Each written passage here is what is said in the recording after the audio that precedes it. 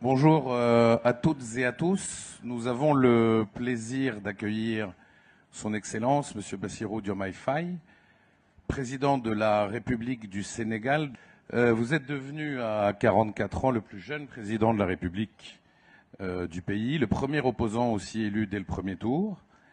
Ancien inspecteur des finances, vous incarnez avec votre formation une profonde volonté de rupture, à la fois en termes de gouvernance, mais aussi dans votre vision du développement, les relations avec les partenaires internationaux, avec en toile de fond la défense de la souveraineté du Sénégal, quels que soient les domaines, qu'il s'agisse de sécurité alimentaire, de sécurité tout court, de numérique, on va en parler.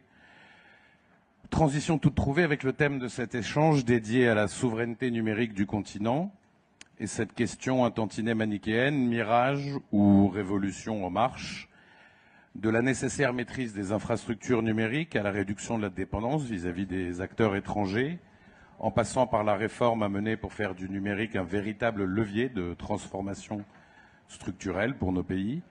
Nous allons revenir sur les choix stratégiques du Sénégal et les conditions d'une émergence d'une véritable souveraineté numérique africaine, continentale, donc durable. Monsieur le Président, on va d'abord parler de vision politique et justement, en quoi consiste votre vision de la souveraineté numérique du Sénégal et comment la conciliez-vous avec l'ouverture nécessaire, indispensable, c'est selon, avec les opérateurs étrangers? Permettez-moi de remercier le président Ouattara pour son invitation à l'Afrique au Forum et Jeune Afrique ainsi que AFC pour avoir organisé cette rencontre d'une grande importance pour les décideurs que nous sommes et pour les investisseurs. La souveraineté, la vision que nous en avons, c'est une vision stratégique prioritaire au Sénégal dans la mesure où nous considérons que c'est une révolution que nous ne pouvons pas rater après les autres révolutions qui se sont passées quasiment sans nous, je veux dire sans l'Afrique. Sous ce rapport, notre vision s'articule autour de 3 axes que sont la maîtrise des infrastructures, le développement des compétences et la maîtrise du cadre réglementaire. Bien entendu, cela ne veut pas dire enfermement ni autarcie, bien au contraire, nous la concevons comme une opportunité de s'ouvrir aux partenaires internationaux et en même temps de pouvoir bâtir une stratégie de collaboration qui rééquilibre les rapports au profit de l'Afrique, de nos pays, et qui nous garantisse une protection de nos données, une maîtrise de nos infrastructures à travers la construction d'infrastructures sur lesquelles nous avons le contrôle total. Nous savons que sous ce rapport, la donnée devient de plus en plus un élément extrêmement important de prise de décision pour les décideurs, mais aussi de souveraineté pour les États. Et voilà ce que nous sommes en train de faire au Sénégal, en le matérialisant par la construction d'infrastructures souveraines comme des data centers au niveau national, mais aussi en accompagnant cette politique par un renforcement des capacités des jeunes. Alors justement, la question des infrastructures est primordiale. Vous venez de parler des data centers qui sont indispensables car ils conditionnent la capacité d'un pays à maîtriser, stocker, sécuriser et traiter ses propres données. Comment vous comptez parvenir, peut-être avec le soutien des opérateurs privés, à financer et construire ces outils stratégiques sans dépendre d'acteurs extérieurs? Ça demande beaucoup d'investissements que les États ne peuvent pas, pour des pays comme ceux qui sont de la trempe de notre pays, le Sénégal et même les pays africains au-delà d'ailleurs, simplement couvrir par un investissement public. Il faut à la fois un investissement massif, tant sur le plan des investissements publics que des investissements privés. Le New Deal technologique que nous avons conçu au Sénégal, nous l'avons évalué à 1,7 milliard de dollars. Évidemment, c'est des investissements importants. Et le partenariat que nous cherchons à nouer est un partenariat qui repose sur la collaboration avec des investisseurs internationaux dans le cadre d'un partenariat public-privé, mais aussi avec l'offre locale sur laquelle nous comptons avec les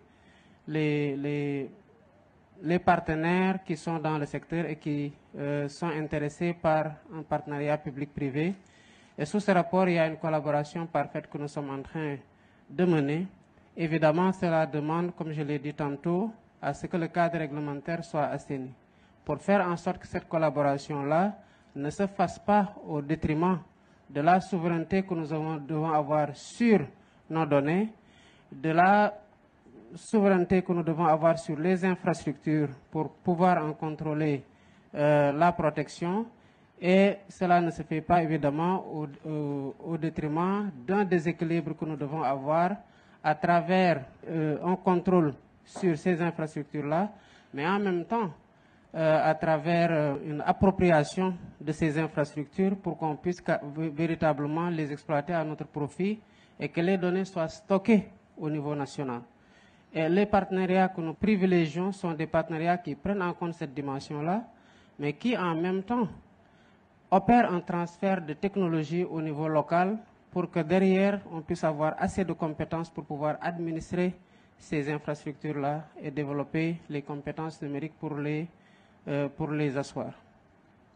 Est-ce qu'il y a un pays en Afrique ou ailleurs dans le monde qui peut servir de modèle ou qui vous sert de modèle pour le Sénégal? Nous pouvons prendre deux pays en référence. Le premier n'est pas africain, c'est l'Estonie, qui a fait des progrès énormes sur le plan digital, sur le plan numérique. Nous pouvons prendre un autre pays aussi qui est champion dans la construction des infrastructures en mode PPI, notamment dans le volet numérique, et qui est le Rwanda. Et ces deux pays ont réussi, en digitalisant les services gouvernementaux ou d'autres services, à véritablement donner une place plus importante au numérique dans la formation du PIB. Et pour le cas de l'Estonie, la digitalisation à 99% des services publics a permis de faire une économie de 2 points du PIB en termes de services gouvernementaux. Évidemment, sur le futur, la digitalisation est un rendez-vous que l'Afrique ne peut pas manquer. Et il y a des exemples qui sont patents, mais en réalité, c'est un train qui ne doit laisser personne à quai, parce que soit c'est une révolution dans laquelle vous vous laissez entraîner pour en profiter pleinement sur tous les plans, de la gouvernance, de la transparence, de la qualité des services, de la rapidité par laquelle ils sont délivrés et même de la sécurité, ou alors vous vous faites entraîner en étant un consommateur passif des services, et l'Afrique ne peut plus se contenter d'être aujourd'hui un consommateur passif de services numériques. Aujourd'hui, deux grands pays dominent le secteur technologique mondial, la Chine et les États-Unis, notamment au travers d'entreprises multinationales géantes au pouvoir inédit et protéiforme. Face à ces géants technologiques, comment démontrer que la souveraineté numérique africaine n'est pas un simple slogan? Il ne peut être un simple slogan. Ça doit être une approche, une priorité, une orientation stratégique majeure pour l'ensemble des pays. Évidemment, il y a vous l'avez cité, ces deux pays qui dominent le secteur du numérique, mais en même temps, ces pays-là ne sont pas renfermés sur eux pour justement ne concevoir des outils numériques ou des services numériques que pour leur population ou pour le monde à destination de consommation uniquement. C'est aussi des pays, à travers leurs géants, qui sont capables de collaborer, par exemple dans la construction des data centers partout en Afrique aujourd'hui. C'est des data centers qui sont faits par ces géants-là dont vous parlez, notamment pour ce qui est du cas de la Chine, Huawei ou d'autres pays. Mais derrière, les pays s'assurent que le contrôle des data centers leur revienne, que la sécurité des données soit assurée par eux-mêmes et qu'il y ait une formation qui soit faite pour les talents au niveau local pour pouvoir administrer l'infrastructure. Et sur la base de cette infrastructure-là, les citoyens de ces pays-là développent des services qui sont adaptés à la demande au niveau national et à la consommation au niveau national pour pouvoir maintenant héberger ces données au niveau national. Donc la collaboration, elle s'entend, mais c'est une collaboration stratégique qui rééquilibre les rapports entre les pays opère un transfert de savoir-faire et permet de localiser les données qui sont aujourd'hui l'enjeu fondamental pour ce qui est du secteur du numérique, et ensuite maintenant de s'assurer qu'il y ait une sécurité de ces données-là au niveau national pour qu'ils ne puissent pas faire l'objet d'appropriation à l'insu des pays qui les développent. Alors on parle du niveau national, on a évoqué, et c'est un peu le but du CEO Forum, notamment pendant le panel présidentiel, la nécessité d'intégration, la nécessité de parler d'une même voix au sein du continent. Cette quête de souveraineté numérique, selon vous, pour qu'elle concerne toute l'Afrique, ça doit passer par quel canal? C'est l'Union africaine? C'est la ZLECAf? Ou alors est-ce que ça doit aussi se situer au niveau des organisations régionales, en l'occurrence celle qui vous concerne, la CEDEAO? Partout. Je pense qu'il faut explorer toutes les stratifications organisationnelles au niveau de la ZLECAf, au niveau de la CEDEAO, au niveau d'autres entités régionales ou sous-régionales. Le réseau africain de cybersécurité est déjà un bon cadre de collaboration, en ce sens qu'une chose est d'avoir des infrastructures, une chose est de stocker les données, une autre est de pouvoir développer la sécurité nécessaire pour pouvoir les protéger et en garder l'appropriation complète. Sous ce rapport, tous les cadres doivent être des cadres de collaboration pour qu'il puisse y avoir une réponse concertée et que, surtout sur le plan réglementaire, qu'on puisse standardiser la réglementation pour nous assurer que l'intégration sous-régionale ne soit pas, à travers un pays, une porte de fragilité ou de vulnérabilité pour les autres pays qui interagissent dans le cadre d'union monétaire, d'union économique ou d'union douanière. Donc c'est à l'échelle de tous les cadres d'intégration régionale, sous-régionale ou communautaire qu'il faut organiser la réponse et qu'il faut organiser la législation pour, comme nous l'avons fait dans d'autres secteurs, l'harmoniser ou l'uniformiser pour être sûr que nous évoluons au même rythme sur le plan réglementaire et qu'il n'y ait pas de concurrence qui ouvre la porte à des vulnérabilités qui, passant par un pays, peuvent affecter d'autres pays. Vous sentez depuis votre prise de fonction, dans vos échanges, dans vos voyages, dans vos interlocutions avec vos homologues, vous sentez que cette prise de conscience est partagée par vos pairs? Oui, en effet. Vous savez, aujourd'hui, le numérique transforme la vie de tous les citoyens et donc de tous les États et s'impose aujourd'hui comme une opportunité, mais en même temps une contrainte pour les gouvernants. Dans beaucoup de pays, ou dans l'essentiel des pays, si on peut dire, aujourd'hui, l'ambition de digitalisation des services publics est un enjeu majeur. D'abord pour des raisons d'efficacité du service public, mais aussi pour ce qui est du nœud ou du nerf de la guerre, pour les raisons d'efficacité de collecte des ressources intérieures qui permettront de financer le développement. Donc, il n'y a pas de génération qui soit en déphasage par rapport à ça. Tous les pays s'y mettent. Et les pays qui se tardent à se mettre à l'ère de cette transformation numérique-là, évidemment, seront délaissés pour compte et auront du mal à rattraper le retard qu'ils sont en train d'accuser. Alors on parle de retard, je voudrais qu'on aborde un peu la question aussi de l'innovation et des start-up africaines. L'Afrique subsaharienne francophone, dont le Sénégal, connaît un nombre assez faible de start-up locales qui parviennent à attirer des financements de la part des capitaux investisseurs, contrairement à des pays comme le Nigeria, comme l'Afrique du Sud, l'Égypte ou le Kenya.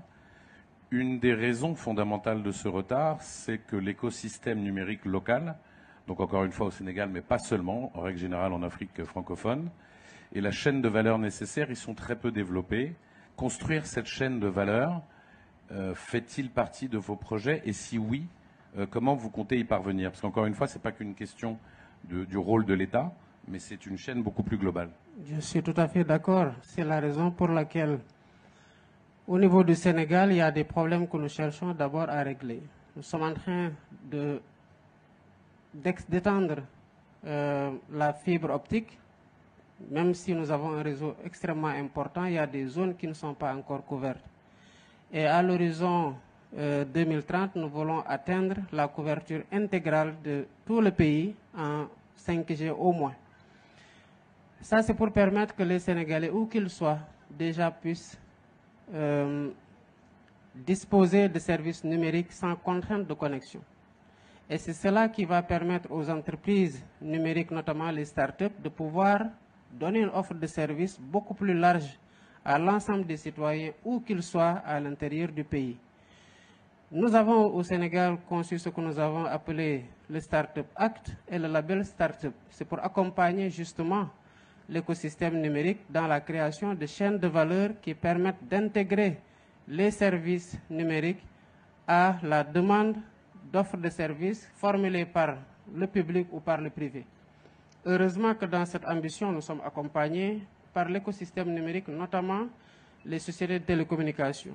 Vous avez aujourd'hui, pour ne pas la citer, une entreprise comme Orange au Sénégal qui a le Orange Digital Factory, où il s'agit d'accompagner les jeunes, de les former, et derrière, il y a un accompagnement par un financement que nous sommes en train d'octroyer aux jeunes, et pour pouvoir les accompagner dans le développement et en faire en sorte que tous les talents puissent bénéficier de l'accompagnement de l'État à travers une infrastructure existante et un accompagnement soutenu dans le financement et dans l'encadrement.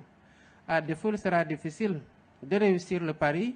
Si on saisit le champ numérique comme étant déconnecté, on ne pourra pas créer une chaîne de valeur numérique, évidemment, qui lie infrastructure, réglementation, développement de compétences et développement de services à travers la stimulation de la recherche et de l'innovation. Et au Sénégal, nous avons quand même des résultats qui font la fierté du pays, au regard même des récentes consécrations qu'on a, mais aussi c'est un secteur qui attire énormément de jeunes et qui font que ces jeunes-là sont dans une certaine compétition qui stimule la création et l'innovation dans le secteur du numérique. Dernière question, Monsieur le Président. Si vous deviez décider d'une mesure prioritaire, la priorité absolue, pour renforcer la souveraineté numérique d'ici 2030, quelle serait-elle? Difficile de dire que c'est une seule mesure parce qu'elle se tient en réalité. On aura beau vouloir développer le numérique, sans connectivité, on ne peut pas le faire. Il faut déjà un intrant principal qui est la connexion. Et la connexion surtout à haut débit, de qualité partout dans le monde pour que les services puissent profiter à l'ensemble des citoyens qui les utilisent et qu'il y ait une génération importante de données sur la base de laquelle aussi d'autres applications peuvent être développées et répliquées. Ensuite, il y a le cadre réglementaire qui doit prendre en charge deux choses. La première, c'est déjà l'incitation à l'investissement pour la rentabilité de ceux qui se déploient dans le secteur. La deuxième, c'est la protection des données sur le plan aussi de leur sécurité au niveau national pour le public que aussi pour le privé. Et la dernière, c'est le développement de compétences qui est extrêmement important. Il nous faut développer des compétences numériques en masse pour faire en sorte que tous ces services-là et toutes ces infrastructures-là puissent être administrées par des compétences qui n'ont pas grand-chose à envier à ceux qui font la meilleure chose aujourd'hui dans le monde, dans le secteur. Et sous ce rapport, c'est trois choses qui se tiennent sur lesquelles il est extrêmement difficile de faire un arbitrage pour considérer que tel aspect est prioritaire sur tel autre. C'est des choses qu'il faut mener ensemble pour pouvoir réussir le New Deal technologique. Écoutez, on vous le souhaite. Merci beaucoup, Monsieur le Président, de nous avoir accordé votre temps pour cet échange. Merci beaucoup à vous. Merci.